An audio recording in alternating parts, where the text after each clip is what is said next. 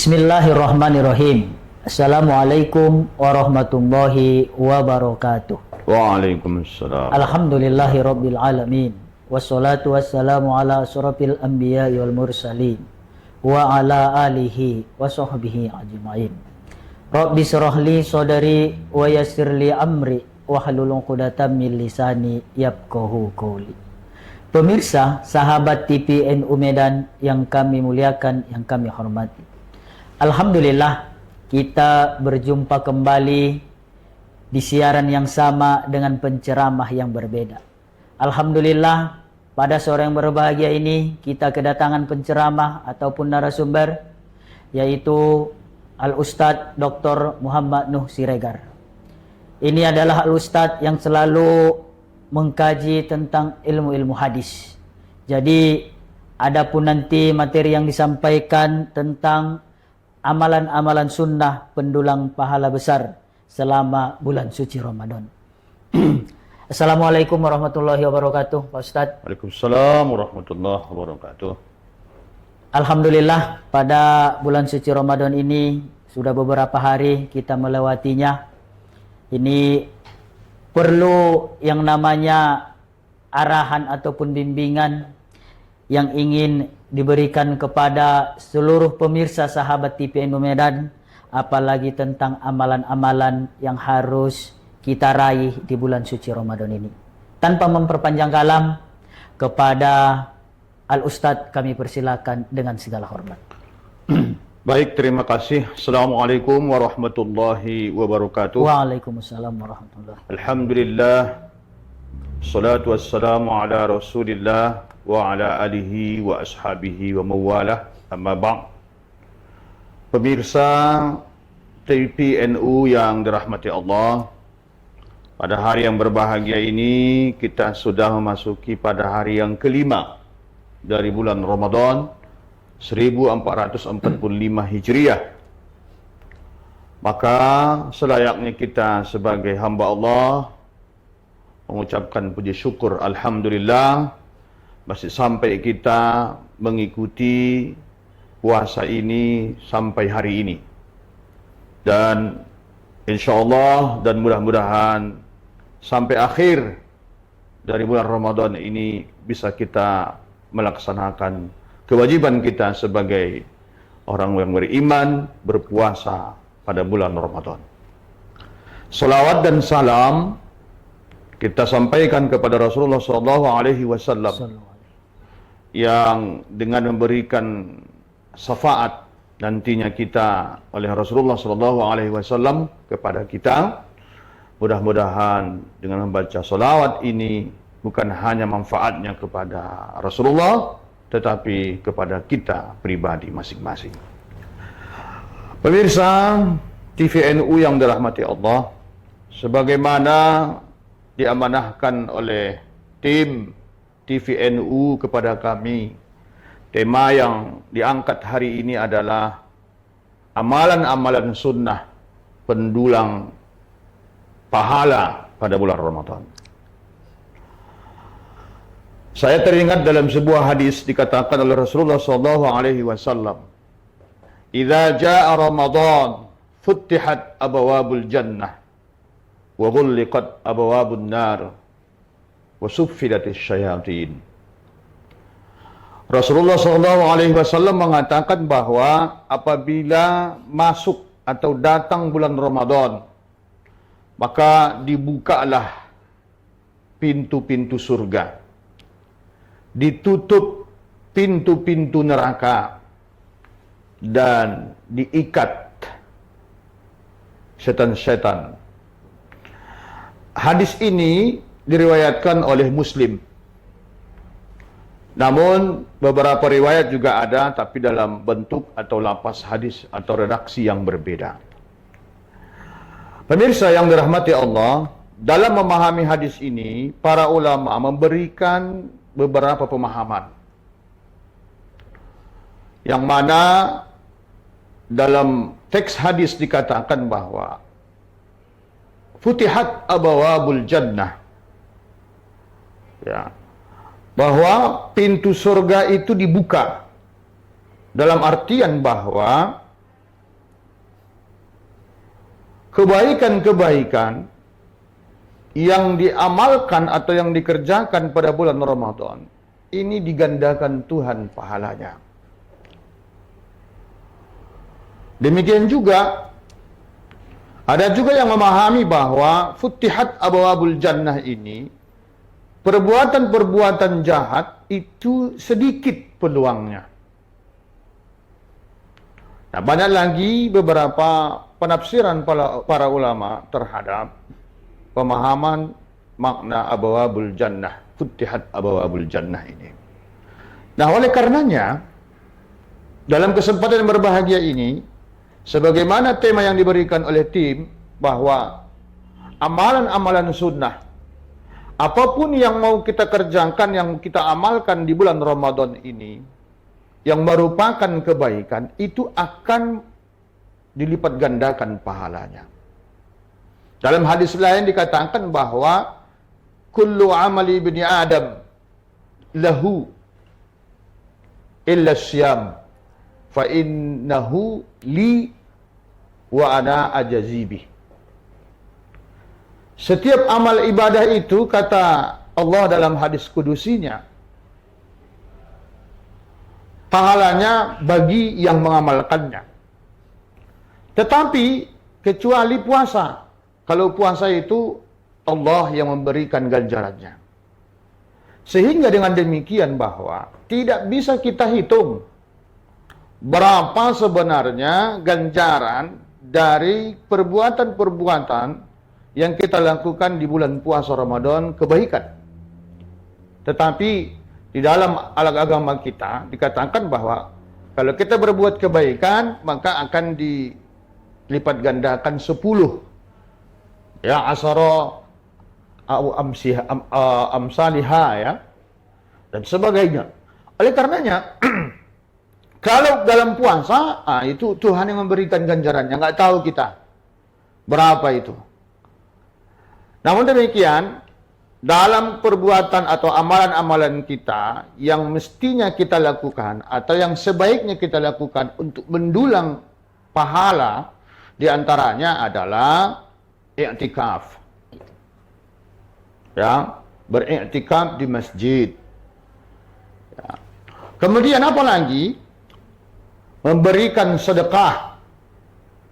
Ya, termasuk diantaranya seperti dalam riwayat dikatakan, siapa yang memberikan bukaan terhadap orang yang berpuasa, maka dia akan mendapatkan pahala puasa oleh orang tersebut tanpa mengurangi pahala orang yang menerima pembukaan yang kita berikan.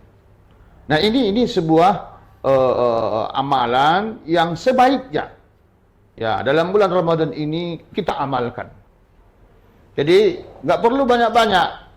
Mau lebih bagus Anda rasa 10.000, silahkan 10.000. Berapa yang bisa Anda berikan? 5.000. Yang penting bahwa itu bisa dinikmati oleh orang yang berpuasa ketika berbuka puasa. Nah, itu akan mendulang pahala bagi kita. Selain itu ada lagi umrah. Ini sebuah mendulang pahala. Karena kata Rasul, fa inna umratan fi Ramadan hajjatun. Sesungguhnya orang yang umrah pada bulan Ramadan itu pahalanya sama seperti pahala orang yang haji. Bagi yang mampu kan?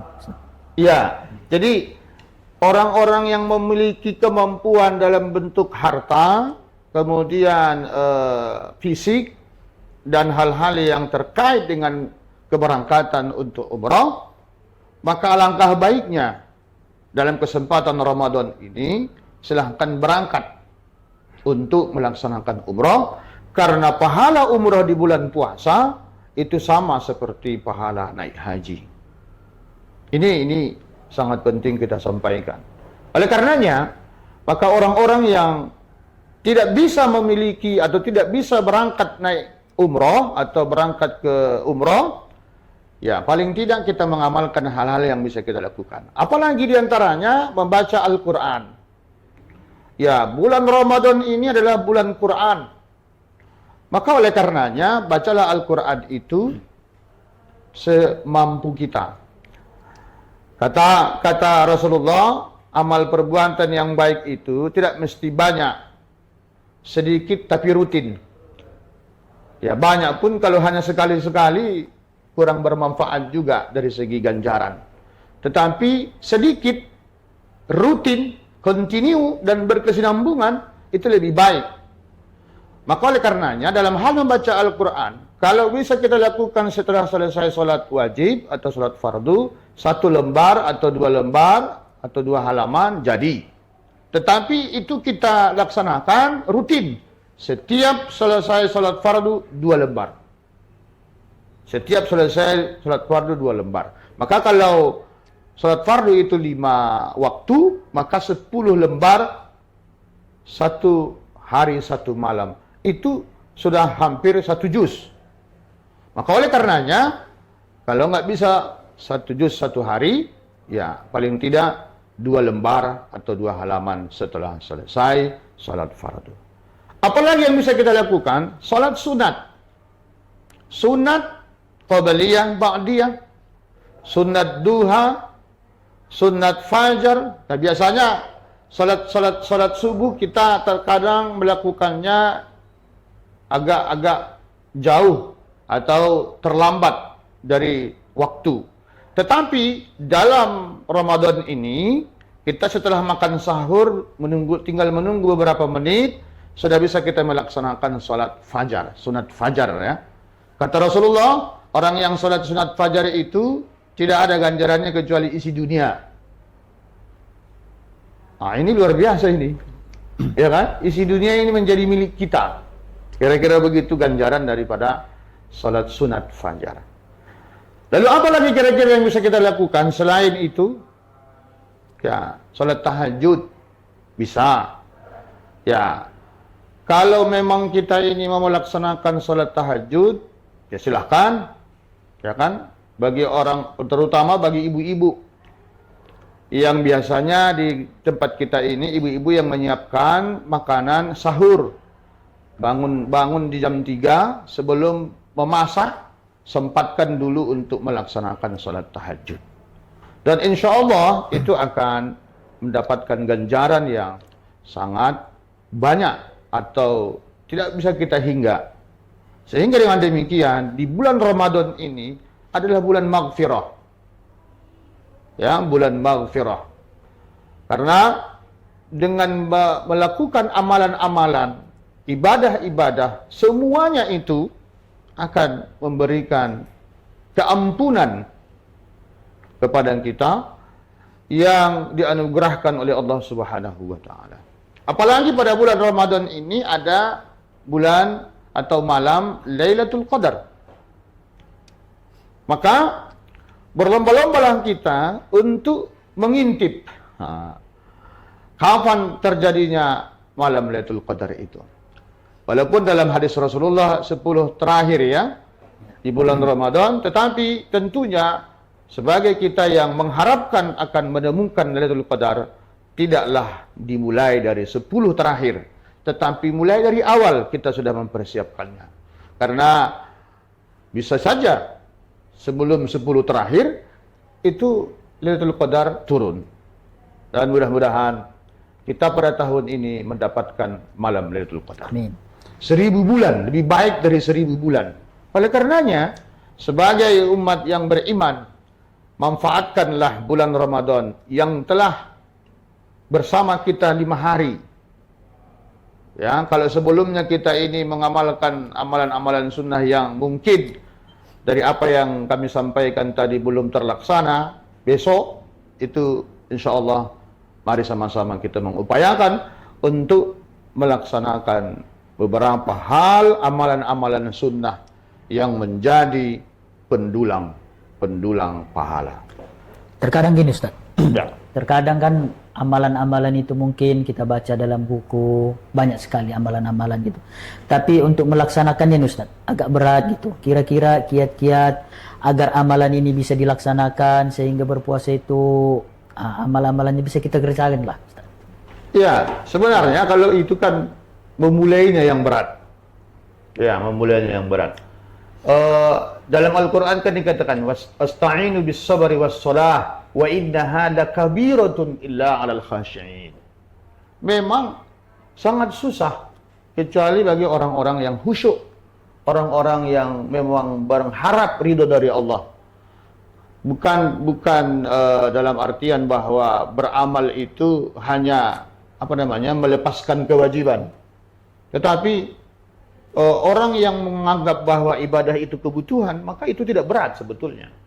Maka wa innaha lakabiratun illa 'alal khashi'in itu menurut hemat saya, ya, amal ibadah itu kalau kita memang khusyuk, ikhlas dan ridho enggak berat. Jadi memang memulai sangat berat.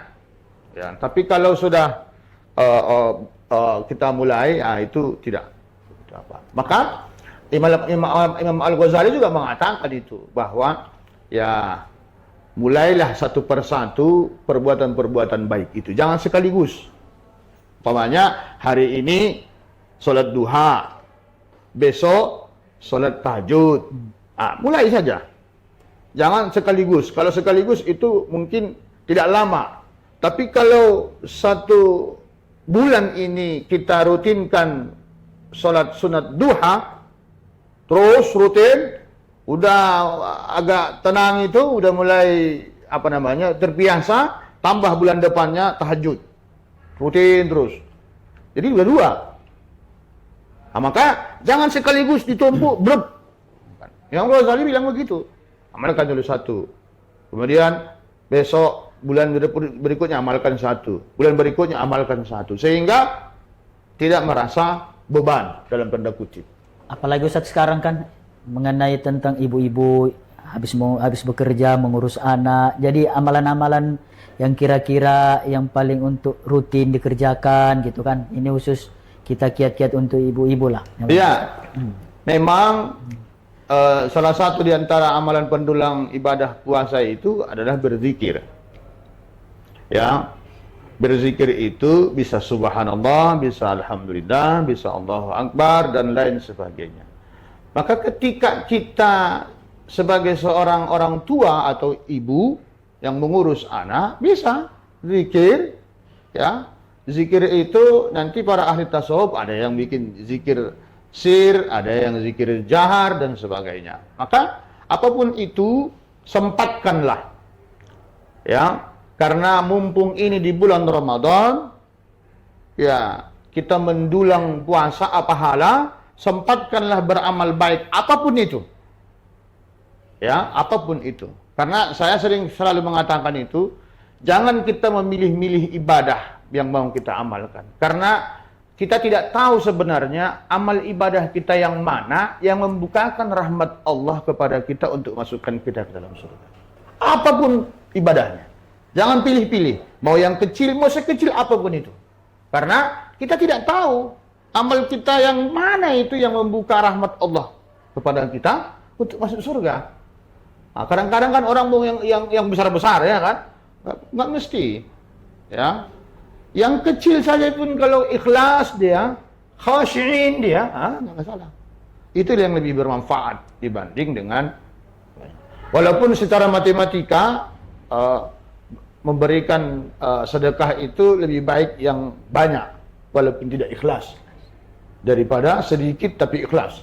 Lebih banyak, lebih baik banyak diberikan sedekahnya walaupun tidak ikhlas. Selama ini kan kita mengawalkan bahwa biar sedikit tapi ikhlas. Ini biar banyak walaupun tak ikhlas. Itu matematika itu.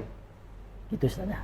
Jadi Dr. Yusuf yang dari Unimed itu bilang seperti itu. Dari segi matematika kan lebih bagus. Jangan lagi sering kita katakan bahwa nggak usah banyak-banyak, sedikit pun penting ikhlas. Nggak usah. Sekarang dibuat katanya banyak bersedekah walaupun tak ikhlas. Lebih bermanfaat. Tapi rumusnya matematikanya saya nggak begitu paham. Yang jelas bahwa beliau adalah pakar matematika, mengatakan bahwa bisa dirasionalkan, bisa dimatematikkan kali-kalinya. Maka zaman sekarang ini banyak-banyaklah bersedekah walaupun tak ikhlas. Tapi mudah-mudahan ikhlaslah. Gitu. Nah, jadi ibu-ibu berzikir, ya, berzikir untuk ini salah satu keistimewaan bagi ibu-ibu ini. Ibu-ibu, ya, memasak nasi itu kan memberikan bukaan kepada atau mempersiapkan bukaan kepada suami keluarga. Itu besar pahalanya. Kalah kita dibanding dengan perempuan. Kalau dari segi itu, ya, walaupun kata ayah-ayah, ya, yang mau menyiapkan uangnya kan ayah-ayah, ya kan? Oke lah, sama-sama lah. Yang jelas bahwa tidak akan bisa kita buka puasa bersama kalau ayah-ayah pun mempersiapkan uangnya, tapi kalau tidak dipersiapkan oleh istri tidak bisa kita buka bersama. Terima kasih Ustadz. Alhamdulillah, ini sangat luar biasa amalan-amalan sunnah pendulang yang dilaksanakan di bulan suci Ramadan ini. Jadi karena waktu yang mengakhiri kita, jadi kami persilakan untuk Al Ustadz memberikan kesimpulan pada kesempatan. Baik, pemirsa TVNU yang dirahmati Allah. Sebagaimana kami sampaikan tadi bahwa banyak sekali amalan-amalan sunnah pendulang pahala di bulan Ramadan. Oleh karenanya, saran kami adalah bahwa amalkanlah apa yang bisa Anda amalkan, yang tentunya dengan kebaikan. Apa yang ringan, apa yang mudah menurut Anda untuk ibadah di bulan Ramadan, amalkanlah itu segera, jangan tunda. Karena kita tidak tahu berapa sebenarnya ganjarannya kalau kita hitung-hitung. Karena Allah sendirilah yang akan memberikan ganjarannya kepada kita.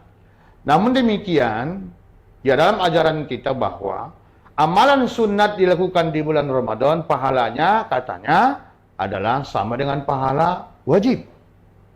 Sementara amalan wajib akan diberikan ganjaran 10, bahkan 70, bahkan 700. Tapi wallahu a'lam bishawab. Yang jelas bahwa kita beribadah ikhlas dan mengharapkan ridho dari Allah Subhanahu wa taala dan mengharapkan ampunan dari Allah Subhanahu wa taala. Mudah-mudahan kita menjadi orang-orang yang bertakwa. Demikian, assalamualaikum warahmatullahi wabarakatuh. Waalaikumsalam warahmatullahi wabarakatuh. Terima kasih Al Ustadz penjelasannya. Sahabat pemirsa TVNU Medan yang kami hormati, yang kami muliakan dimanapun berada, khususnya warga Nahdien di kota Medan, sama-sama kita saksikan dan sama-sama kita amalkan apa yang disampaikan oleh Al Ustadz kita. Mudah-mudahan kita mendapatkan maghfirah Allah Subhanahu wa taala. Kurang lebihnya mohon maaf. Kita undur diri. Wallahul muwaffiq ila aqwamit thoriq. Assalamualaikum warahmatullahi wabarakatuh. Waalaikumsalam warahmatullahi wabarakatuh.